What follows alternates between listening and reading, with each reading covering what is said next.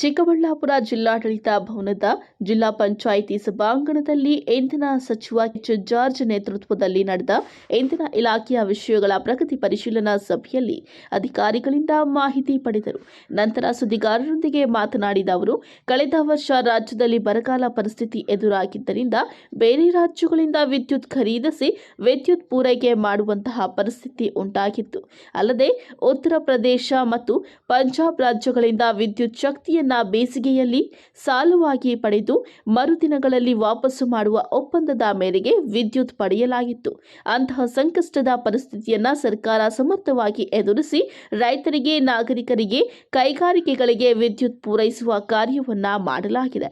ಪ್ರಸ್ತುತ ವರುಣನ ಕೃಪೆಯಿಂದ ಹಾಗೂ ಸರ್ಕಾರ ಕೈಗೊಂಡ ಕೆಲವು ಮುನ್ನೆಚ್ಚರಿಕೆ ಕ್ರಮಗಳಿಂದ ರಾಜ್ಯದಲ್ಲಿ ವಿದ್ಯುತ್ ಉತ್ಪಾದನೆ ಹೆಚ್ಚಾಗಿ ಬೇರೆ ರಾಜ್ಯಗಳಿಗೆ ಪೂರೈಸುವ ಸ್ಥಿತಿಗೆ ತಲುಪಿದ್ದೇವೆ. ಸಾಲವಾಗಿ ಪಡೆದಿದ್ದ ವಿದ್ಯುತ್ತನ್ನು ಮರುಪೂರೈಸಿದ್ದೇವೆ. ಜಲವಿದ್ಯುತ್, ಪವನಶಕ್ತಿ ಹಾಗೂ ಸೌರಶಕ್ತಿ ಸೇರಿದಂತೆ ಇತರೆ ಮೂಲಗಳಿಂದ ವಿದ್ಯುತ್ ಉತ್ಪಾದಿಸುವ ಯುಕ್ತ ಕ್ರಮಗಳನ್ನು ಹೀಗೆಯೇ ಮುಂದುವರಿಸಿದರೆ ರಾಜ್ಯವು ವಿದ್ಯುತ್ ಉತ್ಪಾದನೆಯಲ್ಲಿ ಮೊದಲನೇ ಸ್ಥಾನ ಬರಲಿದೆ ಎಂದು ತಿಳಿಸಿದ್ದಾರೆ. ಅಧಿಕಾರಿಗಳು ಬಂದು ಇಲ್ಲಿಯ ಸಮಸ್ಯೆಗಳನ್ನ ತಿಳ್ಕೊಂಡು ಮಾಡಬೇಕು ಅಂತ ಬಿಟ್ಟು ಇದು ಮಾಡ್ತೀನಿ. ಈಗಾಗಲೇ ಡಿಸ್ಟ್ರಿಕ್ಟ್ ಇನ್ಚಾರ್ಜ್ ಮಿನಿಸ್ಟ್ರು MD ಅವರೆಲ್ಲ ಒಂದು ರಿವ್ಯೂ ಮೀಟಿಂಗ್ ಮೊದಲು ಮಾಡಿದ್ದಾರೆ.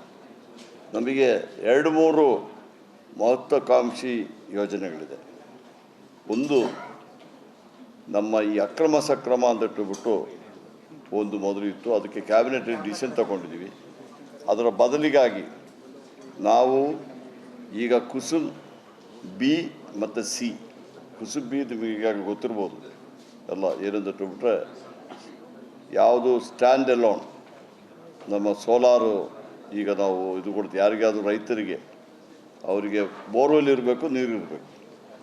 ಬಾಕಿ ಪಂಪ್ ಸೆಟ್ಗಳು ನಾವೇ ಕೊಡ್ತೀವಿ, ಸೋಲಾರ್ ಪಂಪ್ ಸೆಟ್ಗಳು ಕೊಡ್ತೀವಿ. ಎಲ್ಲ ಸ್ವಿಚ್ ಬೋರ್ಡು, ಪ್ಯಾನಲ್ ಎಲ್ಲ ನಾವು ಮಾಡಿಬಿಟ್ಟು ಅವ್ರಿಗೆ ನೀರು ಕೊಡುವಂಥ ಒಂದು ಕೆಲಸಕ್ಕೆ ಈಗಾಗಲೇ ನಾವು ಒಂದು ಪ್ಯಾನಲ್ ಆಫ್ ಕಾಂಟ್ರಾಕ್ಟರ್ಸ್ನ ಈಗಾಗಲೇ ನೇಮಕ ಮಾಡಿದ್ವಿ. ಅದರಲ್ಲಿ ಆನ್ಲೈನಲ್ಲಿ ಅಪ್ಲಿಕೇಶನ್ ಹಾಕಿದರೆ ಅವರು ಬಂದು ಚೆಕ್ ಮಾಡಿಬಿಟ್ಟು ಕೊಡ್ತಾರೆ. ಇದರಲ್ಲಿ ಮೊದಲು ಸುಮಾರು 60% ಸಬ್ಸಿಡಿ ಬರ್ತಾಯಿತ್ತು. 30% ಸೆಂಟ್ರಲ್ ಗೌರ್ಮೆಂಟಿಂದ, 30% ಸ್ಟೇಟ್ ಗೌರ್ಮೆಂಟಿಂದ ಬರ್ತದೆ. ಈಗ 50% ನಮ್ಮ ಕ್ಯಾಬಿನೆಟಲ್ಲಿ ಡಿಸಿಷನ್ ಆಗಿ 50% ಸ್ಟೇಟ್ ಗೌರ್ಮೆಂಟಿಂದ, 30% ಸೆಂಟ್ರಲ್ ಗೌರ್ಮೆಂಟಿಂದ, ಸುಮಾರು 80% ಅದಕ್ಕೆ ಸಬ್ಸಿಡಿ ಕೊಡಲಿಕ್ಕೆ ಈಗಾಗಲೇ ತೀರ್ಮಾನ ತಗೊಂಡಿದ್ದೀವಿ. ಮತ್ತು ಯಾರು ಈ ಅಕ್ರಮ ಸಕ್ರಮದಲ್ಲಿ ದುಡ್ಡು ಕಟ್ಟಿದ್ದಾರೆ ಆ ದುಡ್ಡು ಸಮೇತ ನಾವು ಆ 20%ಅಲ್ಲಿ ಅದನ್ನು ಸೇರಿಸಿ ಇದು ಮಾಡಲಿಕ್ಕೆ ನಾವು ಈಗಾಗಲೇ ತೀರ್ಮಾನ ತಗೊಂಡಿದ್ದೀವಿ. ಈಗ ಮೊನ್ನೆ ನಾವು ಈ ಸೋಲಾರ್ ಮೇಳ ಅಂತ ಮಾಡಿದ್ವಿ ಅಗ್ರಿಕಲ್ಚರ್ ಯೂನಿವರ್ಸಿಟಿಯಲ್ಲಿ. ನಮ್ಮ ಸುಧಾಕರ್ ಅವರು ಬಂದಿದ್ರು, ನೀವು ಬಂದಿರೋ ಅದು ಈಗ ಸೋಲಾರು ಪಂಪ್ ಸೆಟ್ ಎಲ್ಲ ಭಾರಿ ಚೇಂಜ್ ಆಗಿದೆ. ಮೊದಲು ಹಳೆ ಕಾಲದಲ್ಲಿ ಇದ್ದಂಗೆಲ್ಲ ಈಗ ಪವರ್ಫುಲ್ಲು ಇದಾಗಿದೆ. 10 HP ತನಕ ನಾವು ಸೋಲಾರ್ ಇದರಿಂದ ಈಸಿಯಾಗಿ ಮಾಡ್ಬೋದು. ಅದಕ್ಕೆ ಈಗಾಗಲೇ ನಾವು ಇದು ಮಾಡಿದ್ವಿ.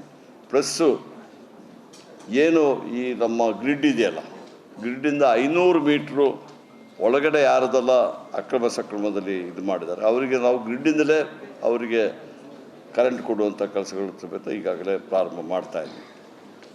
ಈ ಕುಸುಮ ಸಿಯಲ್ಲಿ ಎಲ್ಲೆಲ್ಲ ಸಬ್ಸ್ಟೇಷನ್ಗಳಿದೆ ಆ ಸಬ್ಸ್ಟೇಷನ್ಗಳನ್ನ ಈಗಾಗಲೇ ನಾವು ಐಡೆಂಟಿಫೈ ಮಾಡಿ ಟೆಂಡರ್ ಮಾಡಿ ಕೊಟ್ಟಿದ್ದೀವಿ.